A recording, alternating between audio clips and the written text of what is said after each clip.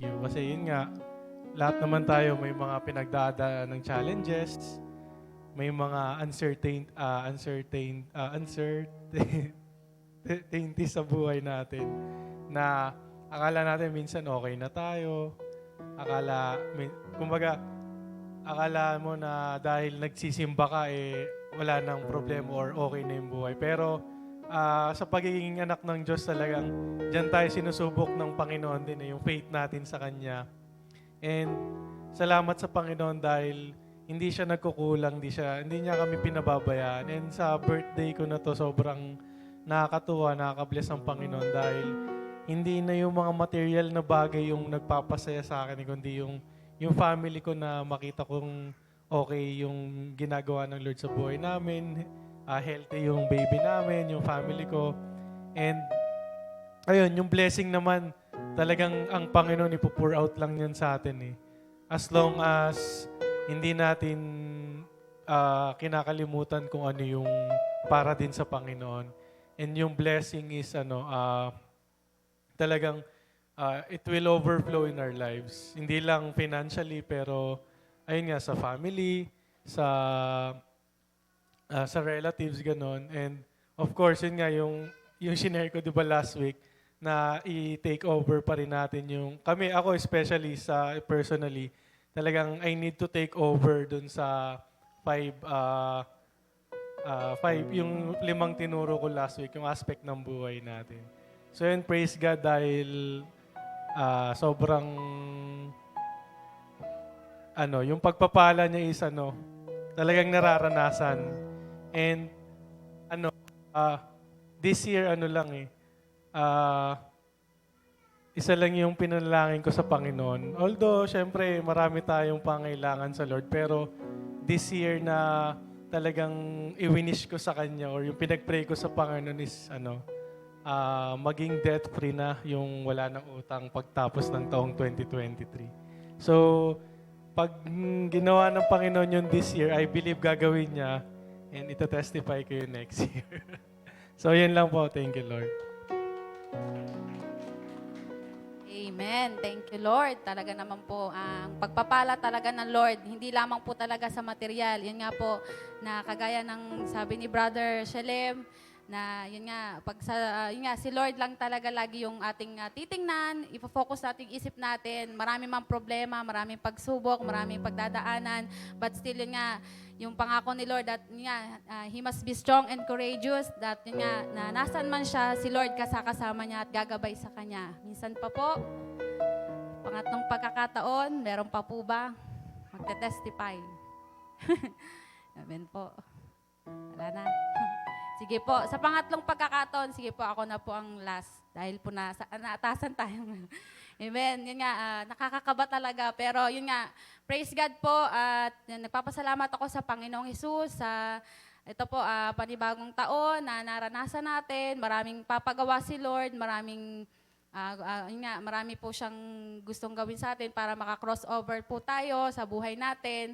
At yun nga, yung bago po kasi New Year or bago lumipat yung taon, nag-pray din po ako sa Lord na kung ano po yung dapat kong panggawin para yun nga, para kahit nasa bahay ako or yung hindi pa po ako makatayo dito sa ministry na pinagkaloob niya, yun nga po, pinag-pray ko na Lord, gusto ko pa pong,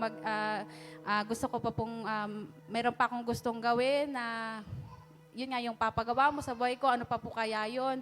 At I praise God po na, yun nga po, pag-attend ko po dito nung second week na po kasi galing kasi kami na province. Yun na po, nung second week na yon talagang praise God po kasi si Lord talaga is, ang bilis niyang sumagot sa mga bawat panalangin natin. Na yun nga, na binigyan niya po ako muli ng panibagong gawain. Yun nga na, sa finance po, pero yun nga, hindi po ganun kadali magbilang, kahit magbibilang ka lang. But praise God po, tatayuan ko pa po yun kasi dahil nga hindi pa naman ako makatayo dito dahil may alaga po ako. Yun nga, gawin lang natin yung pinapagawa ni Lord na mga, yun nga, na kung kagaya nito, kahit nasan ka naman po, maraming pinapagawa si Lord sa buhay natin. Basta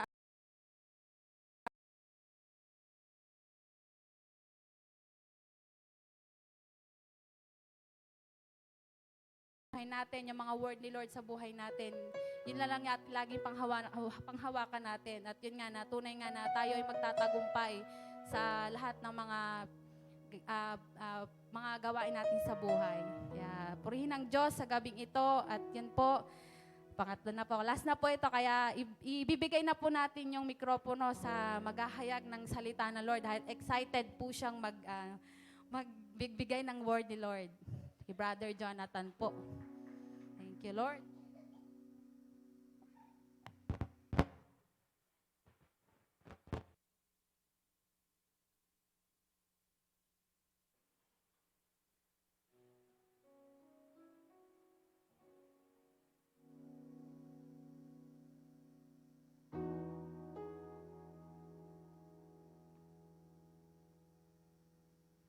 Hello.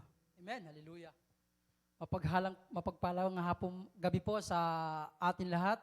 Pinagpala po ba tayo lahat? Amen. Hallelujah.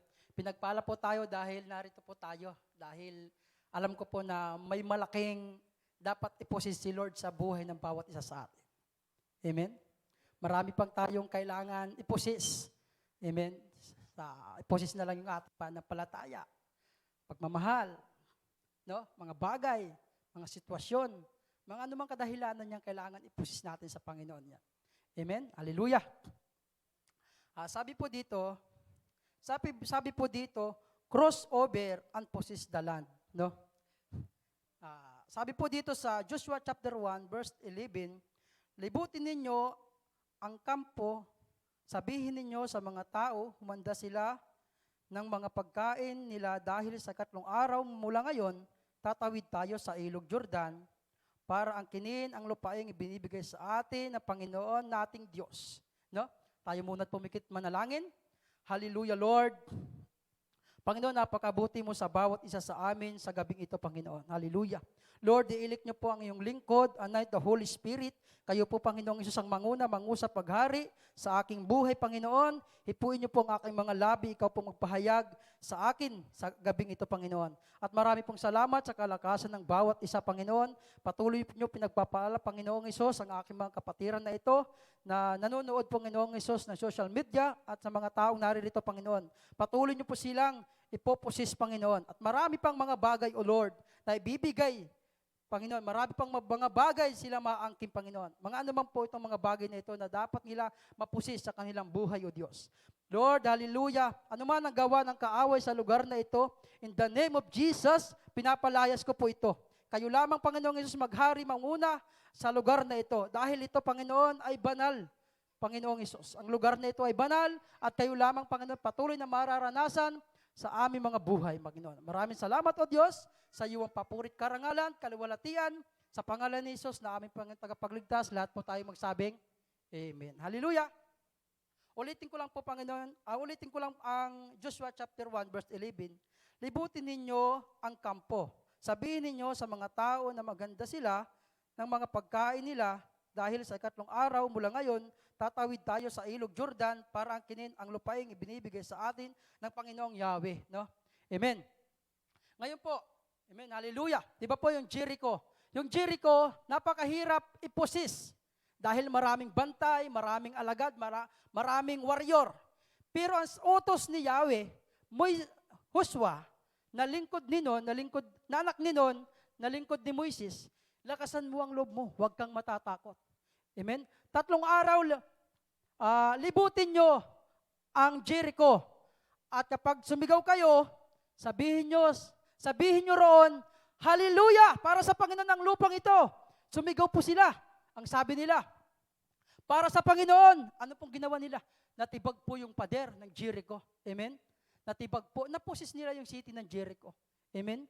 Ganon din po sa ating buhay, mga kapatid. Amen? Ngayon po, kailangan po natin magtulungan para mapusis ng ating mahal na Bishop Leo Bidanya, Reb Stila, ang mga lugar na dapat niyang puntahan. Amen? Nasaan po siya ngayon? Nasa Texas. Nakaraan, nandun po siya sa Guam. Makaraang buwan, doon po siya sa Bohol. Makaraang buwan, naroon po siya sa Leyte. Kailangan pong maposisyon dahil ayun po ang nais ng Diyos bilang mananampalataya. Amen? Ayun po ang nais ng Diyos, mapusis natin. Tulong-tulong po tayo. Trabahuin natin ang kingdom ng Panginoon. Amen? Sabi mo po sa sarili mo, hallelujah. Amen, hallelujah. Ngayon po, sabi po dito sa Genesis 7 verse 8, sabi po sa 7, tutuparin ko ang kasunduan ko sa inyo at sa mga lahi mo, susunod mo pa mga henerasyon. Patuloy akong magiging Diyos ninyo at kasunduan itong magpapatuloy magpakailanman. Mga dayuhan lamang kayo ngayon sa lupain ng Kanaan.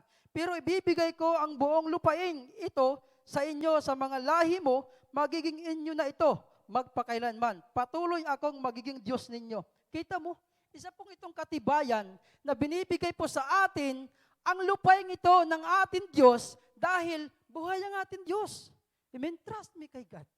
Buhay ang ating Diyos, kabigan. Kaya anumang mga bagay, mga financial, pagpapala, sakit karamdaman, kailangan mong mapusis yan. No? I-rebuke mo yan, sakit mo. Sakit mo, i-rebuke mo yan in the name of Jesus. Wala kang kapangyarihan sa akin. Si Kristo lang naghahari sa akin. Ano man mga relasyon yun, hindi na pupusis. Idalangin mo sa Panginoon yan. Iiyak mo sa gabi yan, kapatid. Baka stable ka na. Oh, Lord, dinalangin ko na sa iyo. Lord, inano ko na sa iyo yung relasyon namin mag-asawa. Pinagsasabihan ko naman siya. Kapatid, walang power. Kailangan ng power. Iluhod mo sa Panginoon para tagumpay ka. Tagumpay mo siya. Tagumpay siyang makarating dito dahil yung kagustuhan ng Panginoon.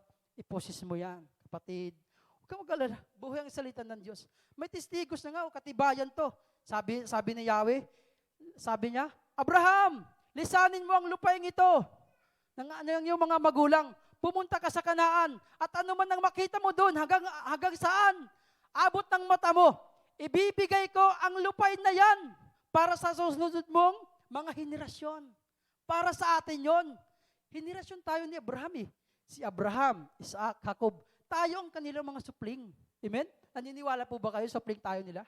Amen? Amen. Hallelujah. Sabi po dito sa 4 things to unite towards the crossover. 4 na bagay para magkaisa tungo sa pagtawid. No? 4 na bagay po para magkaisa po tayo tungo sa pagtawid. Kasi po, bakit po nasabit ng Panginoon para magkaisa po tayo tungo sa pagtawid? Kasi po kung hindi po tayo magkakaisa, maraming malulunod, maraming mawawala, maraming maagos sa tubig. Di po ba? Sama-sama tayo. Kapit-bisig po tayo, mga kapatid. Kasik-bisig. Ipakita mo yung karapat-dapat ka sa Panginoon. Panginoon, ako to. Hindi ko bibitawan ng kasama ko. Hindi ko bibitawan ng leader ko. Hindi ko bibitawan ng pastor ko. Itataas ko siya. Sama-sama kaming tatawid sa ilog Jordan, Panginoon, walang maiiwan. Patuloy kaming susulong tungo sa tagumpay. Amen po ba? Amen. Ganun po ang Panginoon eh. Sabi po dito, Matthew chapter 8, verse 23 hanggang 25. Sabi dito, sumakay ng bangka si Jesus. Sumama ang mga alagad niya. 24, at habang naglalayag sila, biglang lumakas ang hangin at halos matabunan ng mga malalaking alon ang kanilang bangka. Natutulog noon si Jesus, kaya nilapitan siya ng mga tagasunod niya at ginising. Panginoon, iligtas niyo po kami. Malulunod na tayo. Sabi ng Panginoon, bumangon siya. Sabi ng Panginoon, tumigil ka. Hallelujah. Tumigil po yung malalaking unos, yung malalaking alon, tumigil po yun. Ano ang sabi nila sa kanilang sarili? Ano kayang klase ang taong ito? Pati mga hangin at unos, napapatigil niya, napapasunod siya. Dahil sabi nga sa number 1 sabi niya nga dito, handa ka na bang tumawid? Hindi po handa ang mga disciple. Hindi po nila abot ang kanilang kaisipan ang kapangyarihan ng Diyos. Amen po ba? Hindi po nila abot. Kaya po sila nagtaka. Amen, nagtaka po sila kung anong kapangyarihan ng Diyos niya, bakit napapasunod dyan, lawa, hangin. Kaya hindi po nila naabot ang kanilang kaisipan kasi mga bata pa lang sa pananampalataya. Amen? Pero tayo po, tagumpay na po tayo sa buhay natin. Alam na po natin ang kakayahan ng Diyos na anuman tatawirin mo, patuloy kang sasamahan ng Diyos. Amen? maging trabaho mo man yan, kapatid, paglabas mo ng bahay, declaration mo, Panginoon, ikaw ang manguna maghari sa aking puso. Ano man ang gawa ng kaawa, in the name of Jesus, palakarin niyo po ako, Panginoon, sa landas ng iyong landas ng iyong kabutihan, Panginoon. Palalakarin ka ng Diyos. Napakabuti kaya ng Diyos. Amen? Kahit pagamat hindi mo siya nakikita, di ba? Nakakasama mo naman ang pag-ibig niya sa puso mo. Amen? Kakasama mo siya, kapatid. Kausapin mo lang ang Diyos. Hallelujah. Sabi po dito sa Jonas chapter 1, verse 11 to 12. At nang lalo pang lumakas ang hangin, sinabi ng mga tripulante kay Jonas, ano ang gagawin namin sa iyo para kumalma ang dagat nang makaligtas kami sa kapahamakan? 12. Sumagot si Jonas sa kanila, buhatin niyo ako at ihagi sa dagat, at kailanman ito, sapagkat alam kong ako ang dahilan kung bakit dumating ang napakalakas na hangin. Nag-ano po si Jonas, alam niyan may kasalanan siya sa Panginoon. Dahil anong utos sa kanya ng Lord? Sabi ni Yahweh, Jonas, pumunta ka sa Nineveh. Sabihin mong aking salita na mga tao doon magsisi, tumalikod sa kasalanan para sila maligtas. Hindi po sumusunod si Jonas dahil ano po, may galit po si Jonas, may galit po si Jonas sa Nineveh. Dahil ano, sila ang pumatay sa papa nila, sa magulang nila sila pumatay. Pero sabi nga doon, sa banal na kasulatan, ang taong nakipag-isa na kay Kristo Jesus, isa ng bagong nilalang. Wala na sa kanyang puso ang hinanakit, galit, sama ng loob, kundi masunod niya lang ang kalooban ng Diyos. Ganon din po sa ating mga magulang, mga kapatid. Sundin po natin ang kalooban ng Diyos. Amen? Amen? Amen. Sundin po, habang tayo nabubuhay, ito po ang ating buhay para maparangalan ng ating Panginoon. Kaya po si Jonas pumunta, kahit sa sama ng loob niya. Pumunta siya. Kinain siya ng malaking isda. 3 araw siya doon. Trials. Sa gabi ng madilim doon sa tiyan ng dambuhalang isda, madilim. Anong ginawa niya? Nagbalik loob sa Panginoon. Sabi niya, Panginoong Yahweh, alam ko po ako'y makasalanan. At upo, Panginoon, susundin ko ang gusto mo. Sinunod niya. Nagsisi ang mga taga-Nineveh. Nagdamit sila ng sako ng kulay itim. At nag-ayuno sila, at ang kanilang lugar, pinagpala pa ng Diyos. Hindi na sila ginuho ng Panginoon. Amen? Hindi na sila ginuho, dahil ang sabi ng Panginoon, guguhuin. Pero pinagpala sila. Hindi na ginawa ng Panginoon dahil nagbalik loob sila sa Diyos. Amen? Sumamba sila sa Diyos. Kaya ganoon din po sa ating buhay, mga magulang, mga kapatid. Gaano man kalaki ang pagkukulang mo, pagkakasala mo sa Diyos. Palaging bukas ang palad ng Panginoon para patawarin ka. Palaging nakahanda ang puso ng Diyos para mahalin ka. Palaging nakahanda ang kanyang kamay para pagpalain ka. Palaging nakahanda ang kanyang pagpapala para sa iyo. Kaya mga magulang, mga kapatid, huwag po tayo magdududa. Minsan pinapadaan po tayo sa trials. Magpasalamat ka sa Diyos. Di ba si Jonas dumaan man sa trials? 3 gabi siya sa tatlong araw siya doon sa dambuhalang isda. Trials yun. Pero kapag sinubok ka ng Panginoon, kapag sinubok ka, isipin mo trials, bangon ka agad, tayo ka. Si Pablo nga nakaranas ng trials Si Pablo, sabi ni Pablo doon sa lugar ng Tarshish. Nangaral si Pablo at saka si Bernabe. Pinatanggap niya ang mga mamamayan doon. Ngayon po may pumuntang mga Hudyo sa kanila. At nagsinungaling, sabi ng mga Hudyo, mga bulaang propetang yan. Di ba? Binugbog po sila ng tao. Di ang ginawa ni Pablo at ni Bernabe, umupo si Pablo. Umupo siya. Nangihinang kanyang kalooban. Pinalakas po siya ng kanyang kaibigan, si Bernabe. Sabi ni Bernabe sa kanya, kapatid na Saul, habang tayo nabubuhay, mayroong mga paghihirap na ating dadanasin para tayo mabilang sa karan ng langit. Ganun din po sa ating buhay. Meron po tayong paghihirap dito sa mundo. Amen? Ano man yung klaseng paghihirap na yan? Ang offer ng mundo, puro lang naman taga-kahirapan. Kahirapan, kawalan, sakit, karamdaman. Pero praise the Lord! Amen? Praise the Lord dahil hindi na kayo nabibilang doon. Narito na kayo sa buhay ng kalinawagan. Maliwanag na ang buhay nyo. Wala na kayo doon. Narito na kayo sa bagong buhay. Amen? Hallelujah! Number 2, sabi po dito, drive the enemies out their land. Itaboy mo ang mga kaaway sa kanilang lupain. Amen? Itaboy po natin ang mga kaaway sa kanilang lupain. Wala silang karapatan. Anak ng Diyos lang may karapatan. Si Lord lang ang malakas. Sabi po dito sa Exodus chapter 2, verse 16 to 17, ngayon, dumating naman ang 7 anak na babae ng pari ng Midian para umigib at painumin ang mga alaga nilang hayop ng kanilang ama. May dumating doon na mga pastol. Pinapaalis nila ang mga babae at kanilang mga hayop. Pero tinulungan ni Moises ang mga babae, anak ng pari. Pinainom pa niya ang mga alagang hayop na yon. Amen? Pinagtabuyan ni Moises. Nakikita niya, inaagrabyado ang mga anak ni mga anak ng pari. Sinong pari na yon? Hallelujah. Nakikita niya yung pinagtatabuyan ng mga babae, ng mga dalawang pastol. Nakikita niyo, sabi ni Moises, ba't ganon? Hindi ko gusto ito Bakit pinagtatabuyan niyo yung mga anak ng pari? Samantalang wala namang ginagawa sa inyo. Pinagtabuyan niya, di ba? Naalala niyo po ba yun sa Exodus? Binugbog ni Moises yung 2 tao. Layas kayo rito. Wala kayong karapatan. Kaya po ganun din po sa ating buhay. Ano man yan. Amen? Ano mo ba po yan? Mga magulang, walang karapatan sa atin ang gawa ng kaaway. Amen? Wala po silang karapatan, kundi ang mayroong karapatan sa atin, ang gawa ng Panginoon. Amen? Humayo po tayo. Sabi nga ni Lord, humayo kayo, turuan ninyo ang mga tao na sumunod sila sa kautusan ko, manalangin, mag-pray, magpasalamat, no? Gawin nila ang ginawa ko.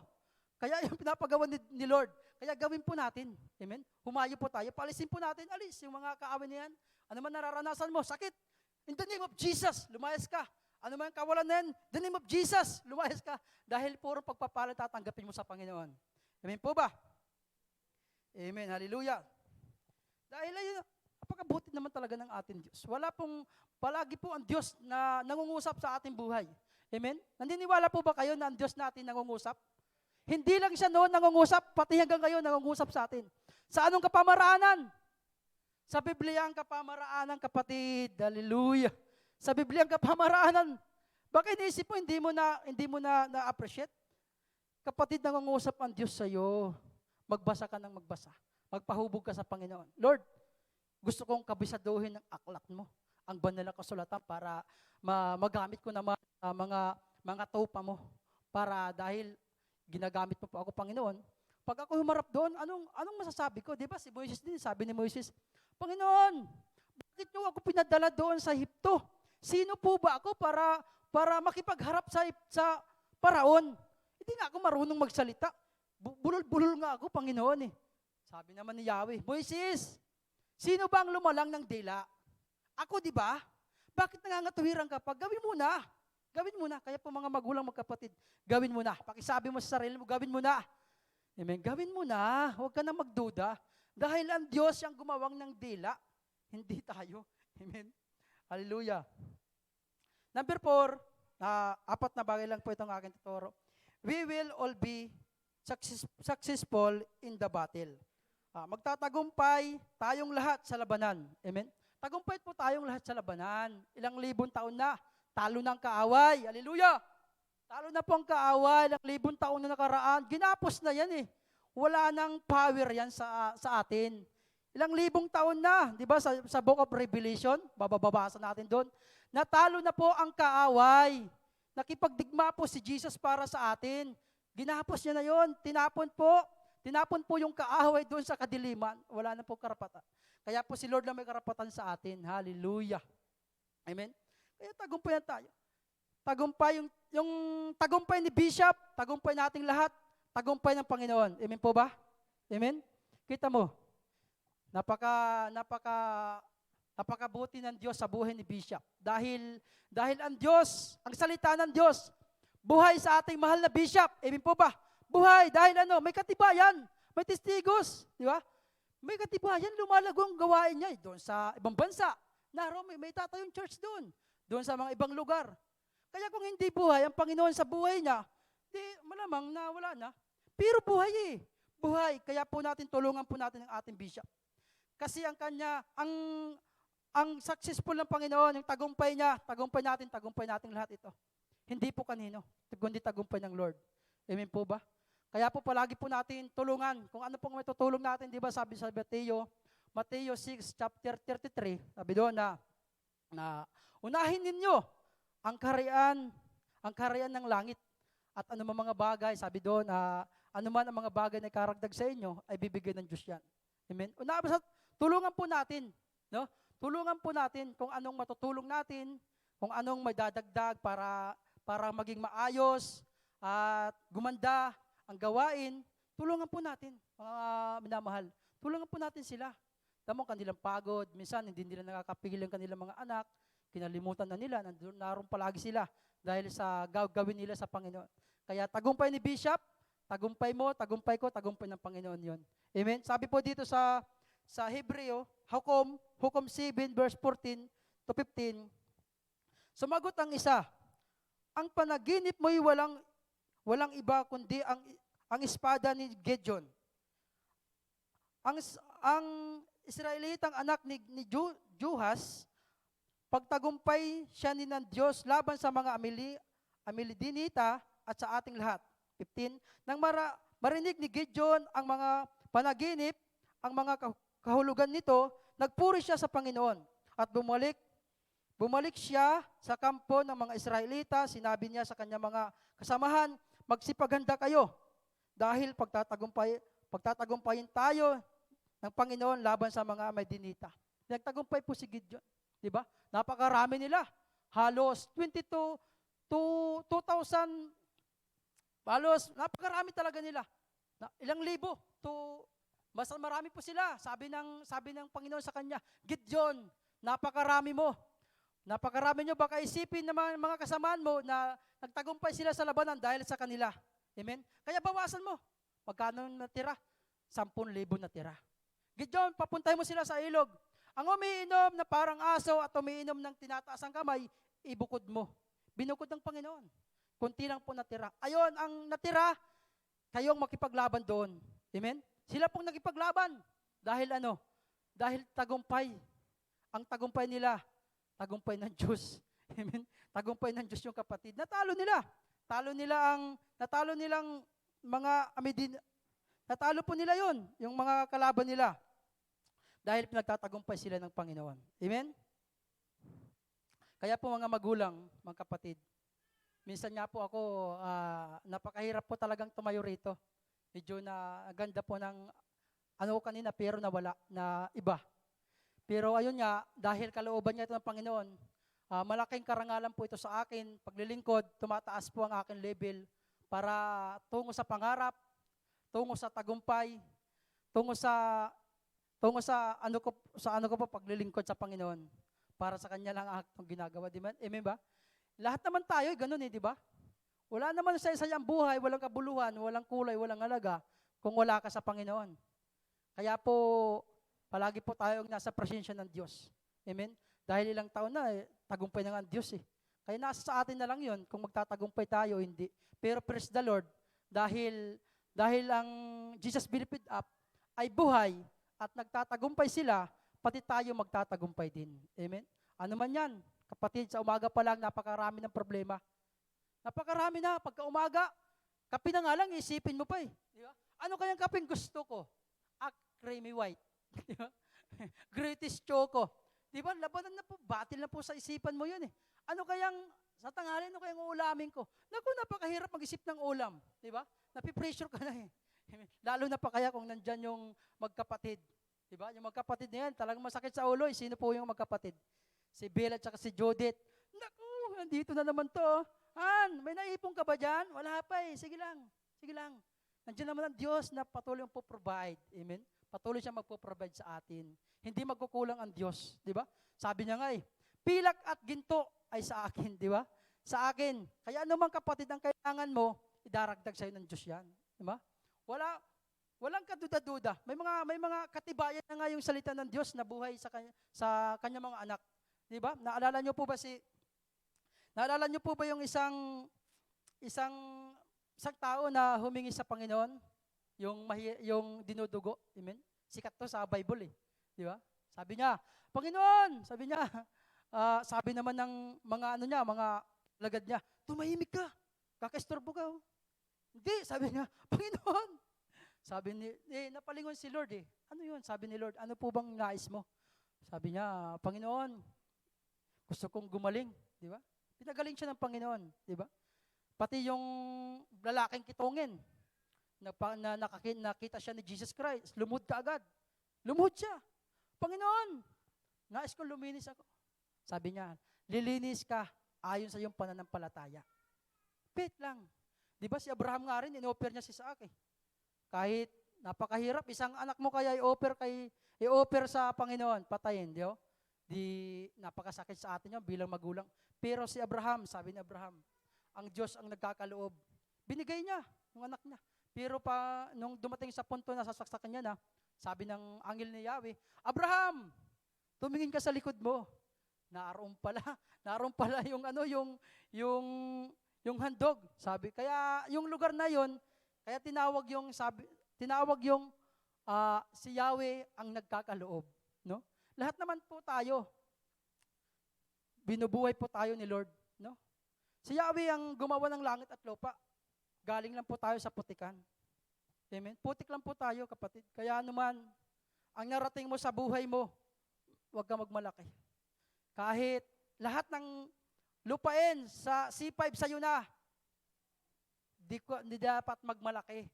Dahil isa ka lang putik ka lang nananyuan ng Panginoon, tapos nagmamalaki ka sa Diyos. Pag sinira mo ng gospel, ayaw ko nga dyan. Si Jesus, alam ko na yan. Ilan libong taon na yan, narinig ko na yan. Ayaw ko na. Tingnan mo yung mga tao, anuin mo, siran mo. Pero mayroon naman tumatanggap sa Panginoon na gustong magbago, magbalik loob, nagbabago sila. Pero yung iba talagang hindi pa nga nila nauunawaan yung salita ng Diyos, sila, ayaw na eh. No? Sa akin niya, sa ganito nga, sa mga kapatid ko nga, no? Kahit na i-share mo sa kanila yung gospel, yung magandang balita, matitigas ang ulo at makikitid ang utak. Dito na lang kami magiinom, live. Kanta-kanta.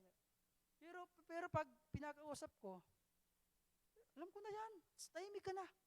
Minsan yung kapatid ko, sinirang ko. Nung kinakausap ko pa. Kinakausap ko siya. Oo, halos nga binasa ko na nga ng buong Bible eh. Sabi niya halos maubos ko na to doon. Nung nasa kulungan pa ako. Naubos ko na.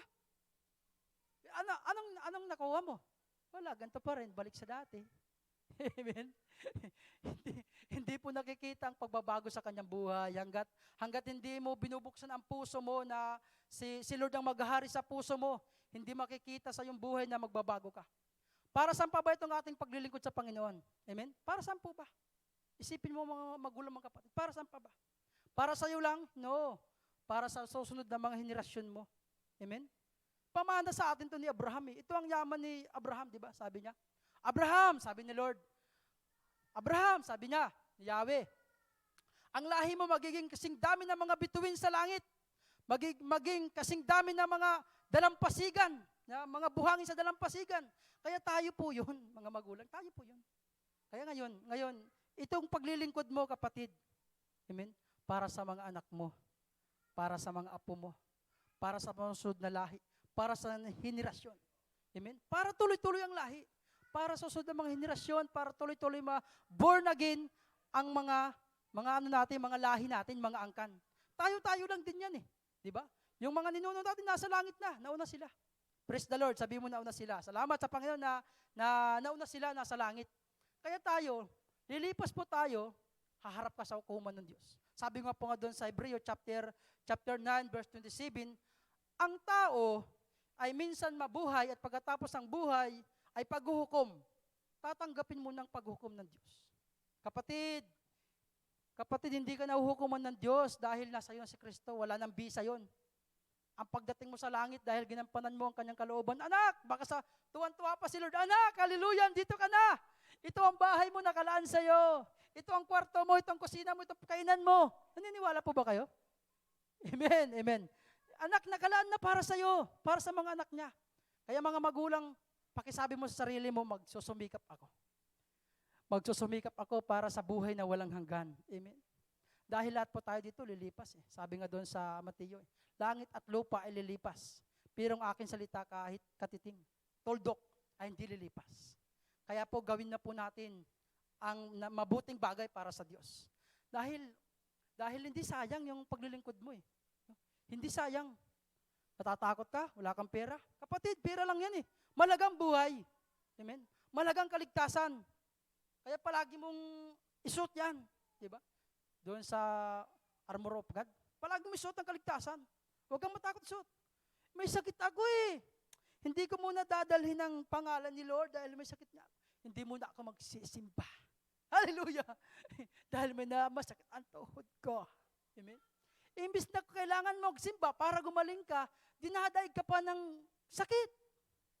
Kaya kapatid, tagumpay na nga si Lord eh.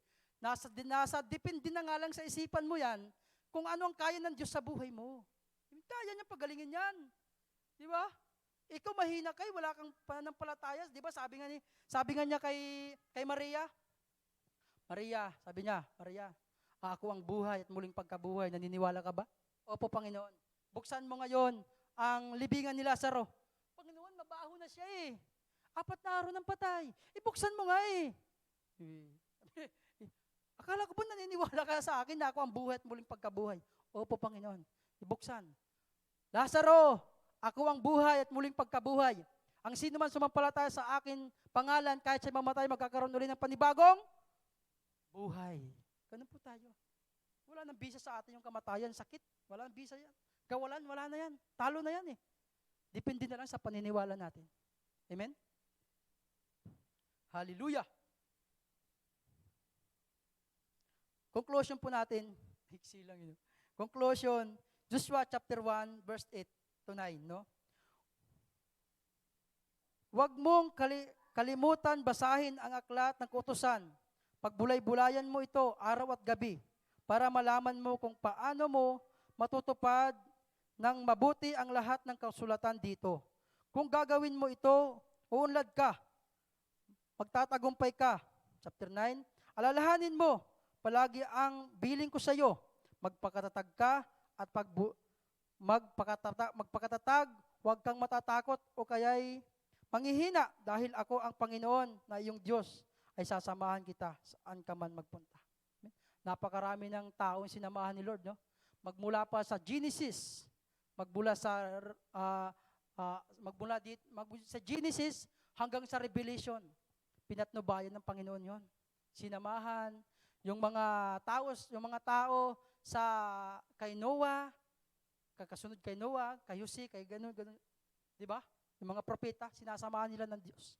Linilim sila ng Panginoon. Kaya po mga magulang, wala ka ng takot. Huwag ka na matakot. Amen? Dahil buhay nga ang ating Diyos eh. Nasa paniniwala mo na lang yan, buhay. Marami na po, di ba? Kung hindi sinasamahan si Moises, sabi ni Yahweh, Moises, iunat mo ang iyong tungkod sa gitna ng dagat. Inunat niya. Bumuka yung dagat, di ba? Anong katibayan doon? Sinasamahan siya ng Diyos. Amen? Noah, gumawa ka ng barko para, hallelujah, para malunod ng mga para maligtas ang henerasyon mo. Sinasamahan siya ng Diyos. Di ba? Si Jose po, nakakakita ng mga panaginip. Di ba?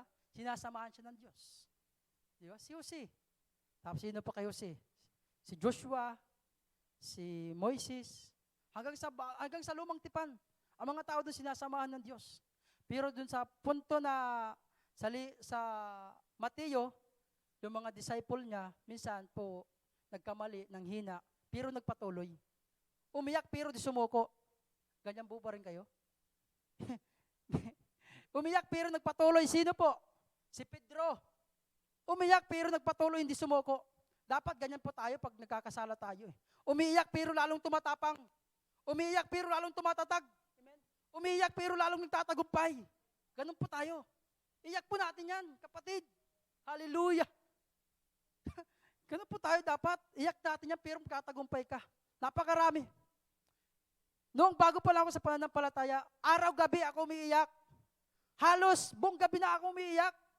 Dahil nga nandun sa probinsya kami, napunta kami rito sa Parañaque. Kahit piso wala ako, kapatid. Aminin ko po sa inyo yan. Piso wala ako. Ang nagpadala sa akin dito, mga kapatid ko. Inupan nila ako ng bahay. Dahil naawa sila. Salamat. Dahil nga buhay ang aking Diyos na pinaglilingkur at pinupuri, araw-gabi ko pong iniiyak sa Panginoon yan. Lord, mahapag naman kayo sa akin, sabi ko. Naglilingkod po ako sa iyo, tapos nakikitira lang ako sa kapatid ko, tapos minsan linalaglagan kami ng basura. Opo, ganun po. Pero buhay nga ang Diyos sa aking buhay. Inahon niya kami sa kahirapan. Ganun po tayo eh. Doon sa, meron po tayo mababasa, doon sa Exodus. Inahon ka sa kahirapan. Naging sagana ang buhay mo. Sabi ni Yahweh. Sabi niya kay Moises, Moises, sa mga Israelita, sabihin mo sa mga Israelita, ako ang umahon sa kanila sa Ehipto nung naghihirap sila. Amen, totoo yan. Kapatid, totoo po yan. Buhay ang Diyos. Dahil kung hindi buhay ang Diyos sa aking buhay, di, wasak na pamilya ko. Wala na. Dahil nga buhay ang Diyos sa akin, yun, unti-unti binalik ng Diyos. Unti-unti niya binalik. Anumang inagaw sa akin ng kaaway, pamilya ko, nabuo kami. Binigyan ako ng matitirahan, masisilungan sa pagod kong katawan. Yun, kaya unti-unti ko na-realize, Panginoon, nung pinagpipray ko nga, 3 buwan ko pinagpray. Sabi ko, Lord, bigyan niyo po ako ng bahay, kahit malit lang. Basta makatulog lang kami. Binigyan ko ng Panginoon. Ito, anak, sabi niya, anak, panahon mo to. Ayan, pinaayos ko po. Praise the Lord na may natitirahan naman kami, nasisilungan kahit maliit. Pero naisip ko talagang buhay ang Diyos. Dahil tumutugon po siya sa mga pangangailangan natin. Amen? Sabi ko, prayer ko na naman. Dahil gabi-gabi kong iniiyak sa Panginoon. Panginoon, declaration ko po, Panginoon, ang bahay na ito, ipapagamit ko sa iyong mga lingkod. Amen? Totoo po yan. Pag mayroong gawain sa bahay, sama-sama kami doon, nagpupuri sa Panginoon, nag-aawit, nagpapatotoo, nagpapasalamat. Dahil buhay ang Diyos eh. No? Kapatid, kaya kung wala man sa'yo, kung hindi mo man naisip na buhay ang Diyos sa'yo, buhay siya. Napakarami na pong testigos. Dito po sa gawa, makikita po natin kung ano si Kristo sa buhay. Maaring linin lang ng mga pari ang lahat ng lahat. Linin lang ng pari. Sabihin nyo lang na si Jesus na binuhay siya ng mga apostol niya. Pero hindi. Totoo pong buhay si Jesus dahil nagpakita siya sa lahat. Sabi niya, mauna kayo dun sa Galilea. Naroon ako. Umakyat sa langit. Dahil ang ating Panginoon, ang kanyang pag-akyat sa langit ay ganun din ang kanyang pagbaba. Kaya napakarami pong mga bulaang propeta, hindi nila matanggap eh. Amen? Marami silang huwag tayong tumaniwala dyan. Hindi totoo yan. Pero marami pong totoo, maraming totoo. Nasusulat po sa Bible yan eh. Nasusulat sa banal na kasulatan ng buhay ang ating Panginoon. Ilang libo ng taon, tagumpay ang ating Panginoon. Kaya kapatid, tagumpay po tayo. Amen? Kahit iyakin ka, pero matapang ka. Napakarami pong iyakin sa Parañaque, pero matapang. Matatanda na yun. Opo. Minsan nga po, matatanda na pero iiyak. Pero matapang, hindi sumusuko. Palaging uma-attend. Bible, midweek service sa atin, Sunday service sa atin. Walang pahinga, walang palya. Sabi, isip ko, believe ako sa taga-Parañaque. Hallelujah. Mga taga-Parañaque matatanda na, pero matapang. Ugod-ugod na nga yan eh. Dumadaloy. Lalo na kung bata-bata pa yan. Baka kung hanggang saan tawagin ng Panginoon yan, malaking magagawa niyan. Amen? Kaya sa ating buhay, kapatid, buhay ang Diyos, isipin mo natin yan. Buhay ang Diyos, patuloy tayo maghintay sa Kanya. Huwag kang mapagod maghintay, palagi kang maging handa. Dahil, di ba, yung mga taong handa, di ba, yung 10 mga dalaga, kababaihan, na yung 5 hindi sila handa, yung kanilang gasira namatay, humihingi sila, hindi sila pinagbigyan. Yung 5 naging handa, yung 5 handa, matalino, nung dumating ang kakasal na, nakasama sila doon sa anuhan ng Panginoon, yung kagalakan ng Diyos. Yung 5 na umuwit bumalik, hindi nakapasok. Amen? Hindi sila nakapasok Dahil hindi sila handa. Kaya po mga magulang, handa po tayo. Amen? Handa ka ba? Handa po tayo magbalik ang Panginoon. Palagi po tayong handa. Doon po natin itanaw ang ating isip sa Diyos. Hindi sa mga bagay sa yaman mo, sa mga tsura mo, anong bagay na rating mo. Huwag kang tumanaw. Salamat sa Panginoon po pinagpapala ka, pero doon mo itanaw ang iyong buhay. Di ba sabi nga ni Jacob, ay ni sabi nga ni Hallelujah, yes Lord. Sabi nga ni Job, hubad akong dumating sa sanlibutan, hubad din akong babalik sa Panginoon. Wala akong dala kahit baso, kahit isang posporo o kutsara man, wala kang dala kapatid. Kaya pagbalik mo sa Panginoon, hubad ka rin babalik sa Diyos. Kaya mga magulang, babalik po tayo sa Diyos. Hindi man tayo bumalik sa Kanya, siyang babalik para sa atin. No? Sabi niya nga di ba? Pupunta ako sa aking Ama. Ipaghahanda ko kayo doon ng kailangan nyo. At pagkatapos ng gawain ko roon, babalik na ako para hindi ko kayo uiiwan ng mga ulila. Iyan mo, ang paratang niya, sabi niya, napaka-powerful. Parang magulang ba, di ba? Yung magulang mo nag-abroad. Sabi niya, anak, mag-abroad muna ako para sa kinabukasan mo, para sa pag-aaral mo, para sa future mo. Ganon siya, di ba? Sabi niya, mga disciple, pupunta ko sa langit at ipaghahanda ako kayo. Yung mga pangalan nyo nakatalaga roon, hindi na mabubura kahit kailan. At kung matapos ng gawain ko doon, babalik ako para hindi ko kayo iiwan mga ulila. Amen? Nakukuha niyo po ba? Amen? Hallelujah. Ganun po Panginoon natin. Kaya kapatid, mapagpalang gabi po. Thank you Lord. Hallelujah. Dito na po ako magtatapos. Amen? Pagpray ko lang. Amen? Hallelujah. Ipagpipray ko lang ang ano na ito? Hallelujah, Lord, Holy Spirit, Panginoon. Hallelujah, Shikalababayande. Holy Spirit, salamat po, Panginoon, na patuloy kayo nagayag, nangusap sa bawat isa, naghari, Panginoon, sa bawat puso. Panginoon, salamat, O Diyos, sa pribilehiyong ito, Panginoon. Malaking karangalan to sa akin, Panginoon. Upang, Panginoon, na panibagong antas ang aking pananampalataya, Panginoon.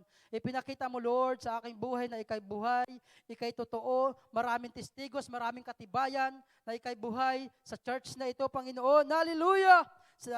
Ikay buhay sa puso ng aming mahal na bishop. Ikay buhay, Panginoon, sa aming mahal na pastora, Rev. Stila Bidanya.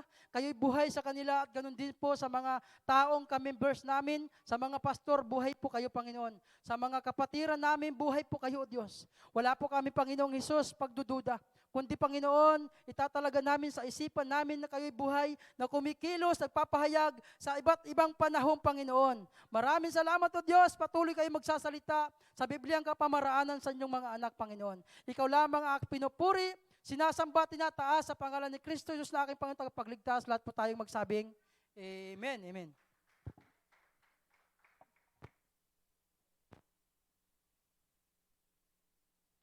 Amen.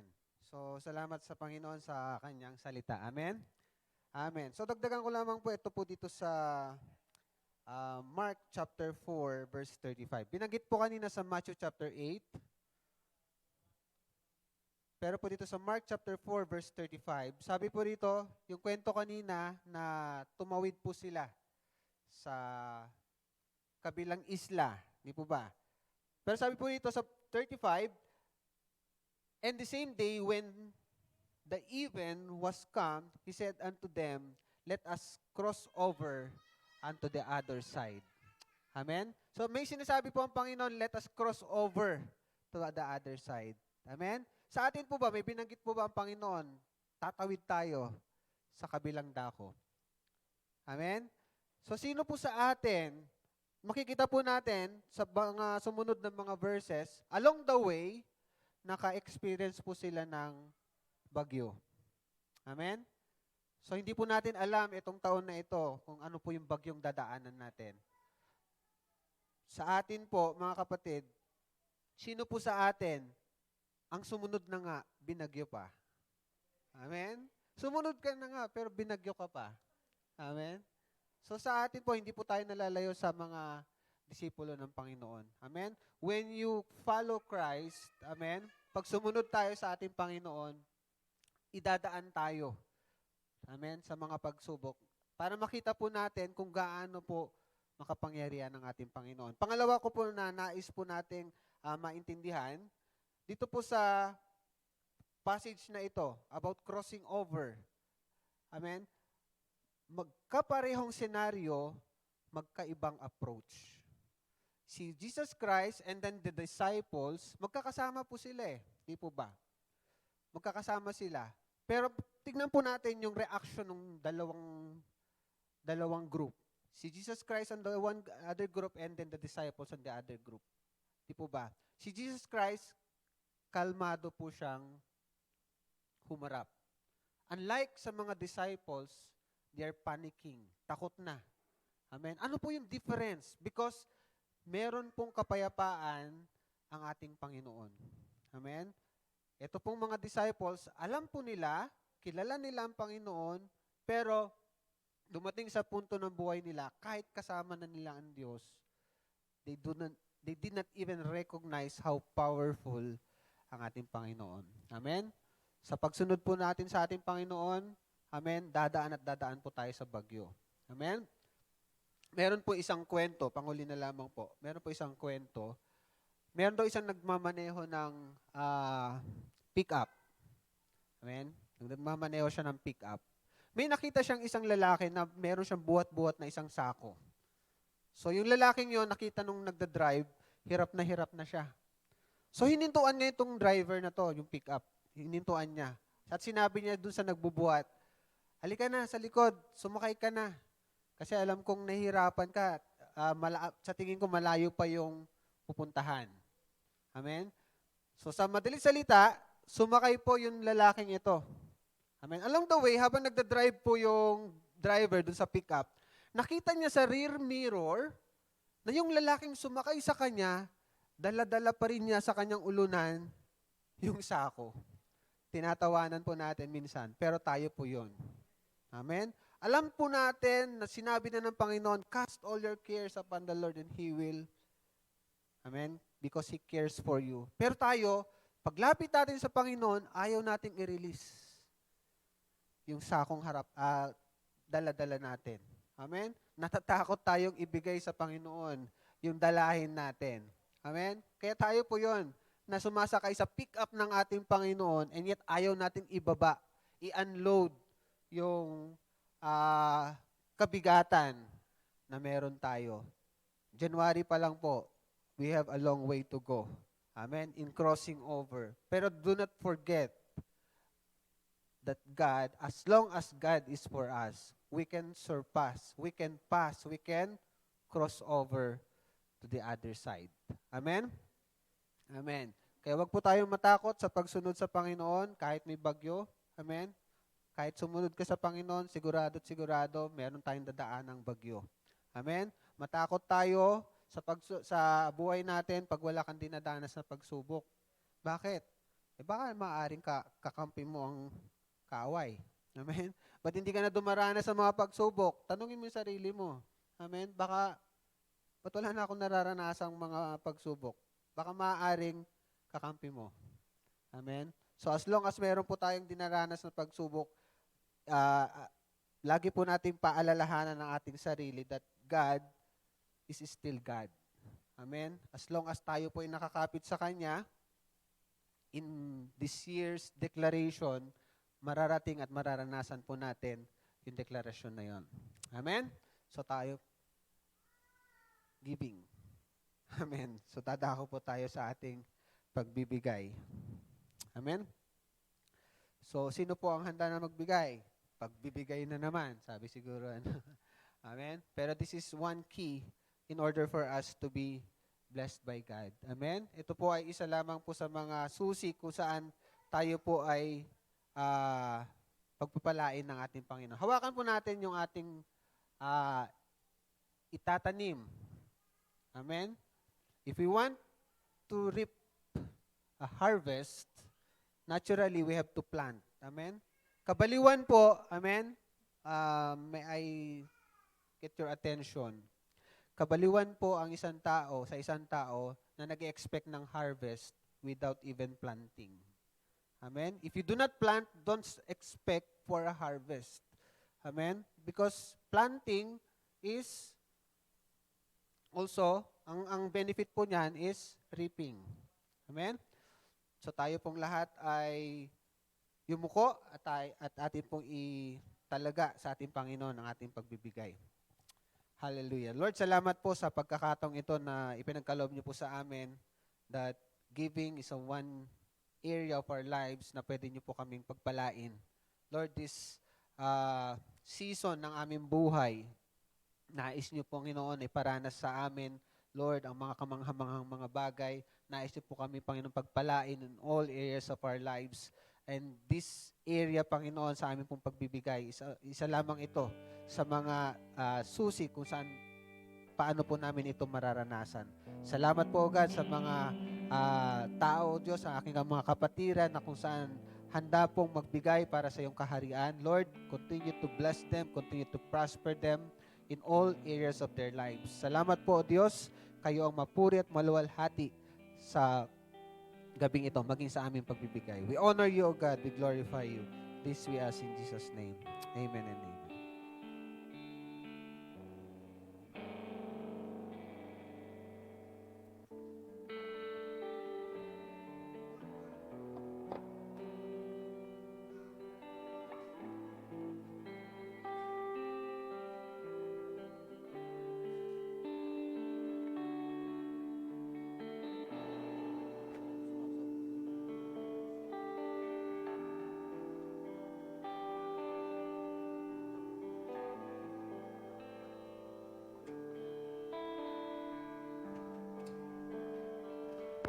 Ayan. Praise God po sa salita ng Diyos na inihayag sa atin ngayong gabing ito ni Brother Jonathan Obinguar. So siya po ang, we believe na siya po ang ating magiging future pastor sa J. Blue Parañaque. Kaya hinahanda na po siya ng ating Diyos. Amen.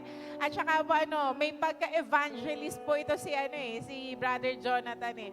And anyway, so sa atin pong ilang mga announcements, sa Sunday po after po ng service, lahat po ng mga leaders, we will have our meeting po for our upcoming camps and yun pong sa ating mga darating pong anniversary. So, and please, dun po sa ating mga leaders, bring your planning for 2023. So, itatakel din po natin siya, i-discuss natin. So, sa ating pong mga leaders, please prepare yourselves sa inyo pong mga inihanda na planning para po ngayong 2023. And coming Friday po, ang ating pong soaking via Zoom po. Ayan po, sinasend po natin sa ating GT, yung ating pong Zoom link. Ayan po, para po maka-join ang bawat isa sa atin kahit pa yung ating mga tahanan. We can come together to worship the Lord and intercede sa nais po ng banal na Espiritu na atin pong ipanalangin.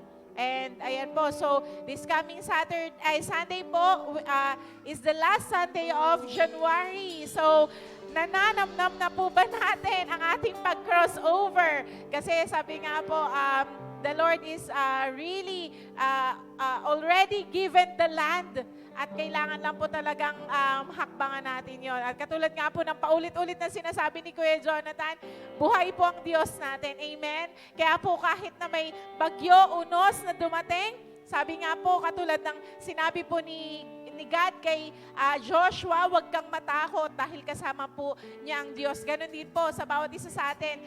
We don't have to be feared because God is with us. Amen? At alam po natin na pinuno po ng Diyos muli ang ating mga puso ngayong gabing ito ng kanyang salita. Kaya po, inaanyayahan ko po ang bawat isa na tayo po ay tumayo at pasalamatan po natin ang Diyos sa gabi pong ito na tunay nga na hindi nangiiwan, hindi tayo pinababayaan at lagi po nating kasama sa takbo po natin sa mundo pong ito.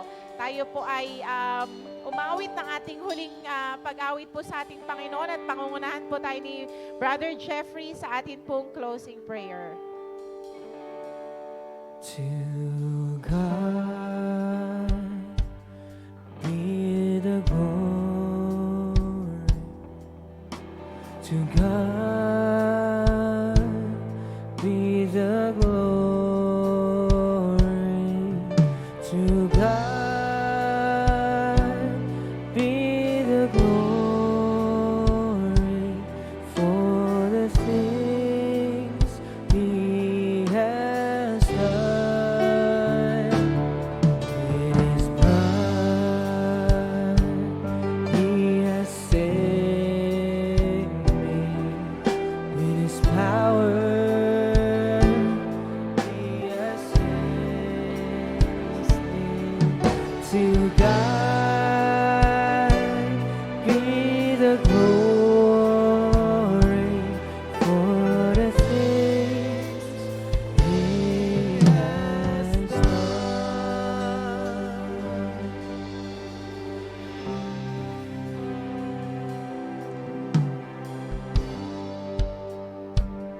Okay, let us pray.